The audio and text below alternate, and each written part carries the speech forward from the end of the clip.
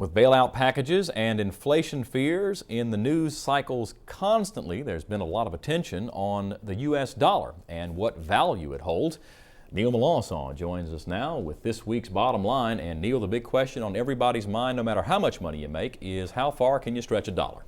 Well, Mike, a lot of people like to talk about the value of a dollar, what it used to buy and what it can't buy these days. But there's another side to that story, and that is, as far as the world economy goes, the dollar buys everything. You see, the dollar is the standard by which international trade, especially in agriculture, is done.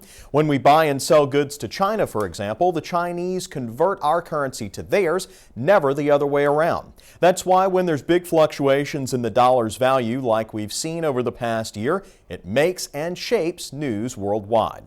A few months ago, I showed you the dollar's relation to crude oil prices, where when the dollar's up, crude is usually down and vice versa. Here the dollar is the black line and crude oil prices the blue line. As you can see, they're not always directly related, but last fall they were definitely trading in close proximity with breakouts in either direction in September, going both ways relative to one another. So, a strong U.S. dollar is good, right? Especially for consumer buying power? Well, not always. While it does mean more purchasing power in the short run, U.S. goods become much more expensive on the world market, which leads to less of our products like corn and soybeans being sold overseas. So, although the dollar might be stronger, our export markets aren't buying as much.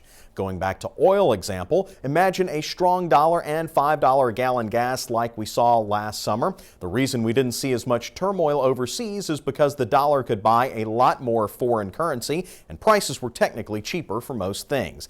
That didn't help us here in the U.S. to fill our gas tanks, but it did keep our goods flowing to other markets. A stable dollar price is often more favorable than either a strong or weak value to our dollar. And that is the bottom line this week. Mike, back to you. Thanks, Neil. A lot of good information.